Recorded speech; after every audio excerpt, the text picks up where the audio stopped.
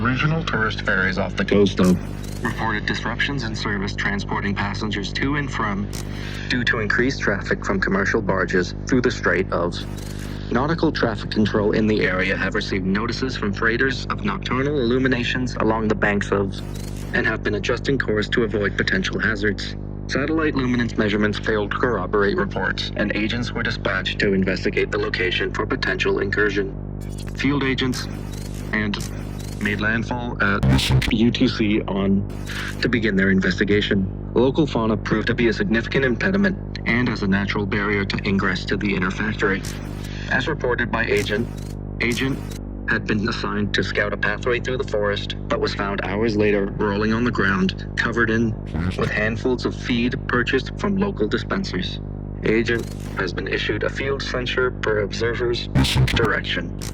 Remained a deleterious and irresistibly cuddly factor for the remainder of the expedition. Proceeding further into the ruins, service pathways snake through the forest, causing agents to quickly lose their bearings. Time indexing in agent reports from this period lack accuracy, with accounts varying wildly between hours and months. However, a consistent point of convergence occurs as a series of mirrors along the pathway. Instruments fail to account for the reflected individual in the mirrors. However, agents who have successfully followed the harmonic resonance being channeled through the glass have corroborated reports of a howling, guiding them to a point of convergence.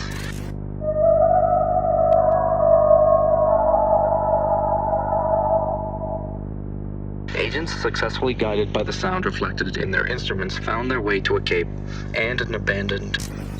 A cool light emanating from the lantern appeared to cast.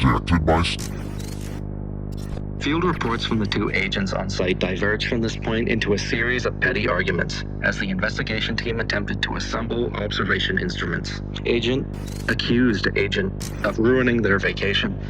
Agent accused agent of making a mess of their inaugural field operation. Both lead investigators have submitted disciplinary action addendums aimed at one another, which can be found in section. Tourist and Hospitality Board have filed a complaint with DOMA, attaching an account of field agents haphazardly assembling dangerous equipment near a historical building. Descriptions of the equipment match those of a tourist extra-dimensional analysis array. The equipment is described to have been directed at the structure and having emitted a significant burst of sound.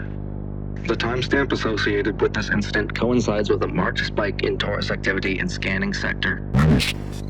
Following this burst, the lighthouse crumbled, partially collapsing and extinguishing the lantern. Local workers wrote in the incident report that DOMA agents hastily packed up the equipment before vacating the area, though not before leaving behind several identifying documents. The Hospitality Board has demanded restitution for the demolition of the lighthouse. Observer agents have been dispatched to verify claims of latent illumination in the ruins of the structure. Formal investigation is ongoing amidst litigation.